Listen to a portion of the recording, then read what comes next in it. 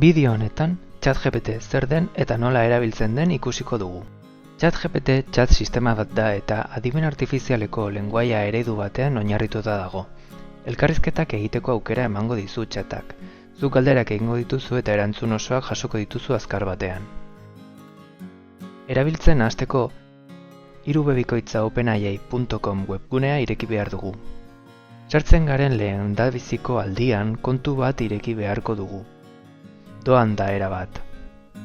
Horretarako goialdeko eskuinaldean dagoen proba ChatGPT botoia sakatuko dugu, eta gero inskribirse botoia. Orain gure helbide elektronikoa idatziko dugu.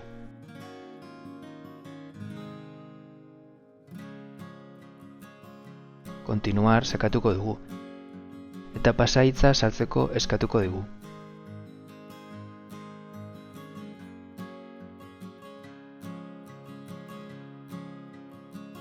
Continuar botoia sakatuko dugu. Ondoren, gure helbide elektronikoa berresteko eskatuko dugu. Horretarako, Gmailen mezu elektronikoa eguneratuko ditugu, bertan izan beharko dugu jada. Berrespen mezua daukagunean sartu egingo gara eta Verify email address botoia sakatuko dugu. ChatGPTren webgunera eramango gaitu zuzenean, eta bertan gure datuak idatzi beharko ditugu. Lehenik eta behin, izena eta gero jaiotze data agree sakatuko dugu, ados nago,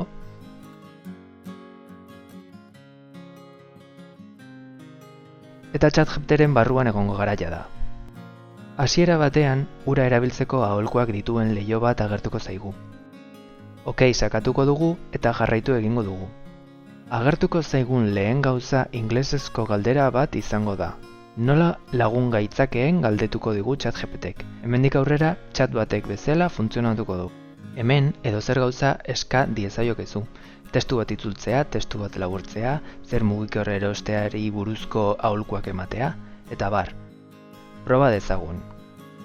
Asteko adibidez, galde dizaiokegu nola digitalizatu dezakedan nire negozioa. Intro sakatuko dugu eta automatikoki erantzungo digu, chat bat izango balitz bezala. Digitalizatzeko aholkua edo urratsak emango dizkigu. Zerrendak ere eska diezaiokegu. Esan diezaiokegu adibidez, zer laguntza daude Euskadin nekazaritza sektorerako. Euskadin nekazaritza sektorerako laguntza asko daudela erantzungo digu, eta baliabide interesgarri batzuk emango dizkigu. Oso erraza da adimen artifizialeko chat hau erabiltzea.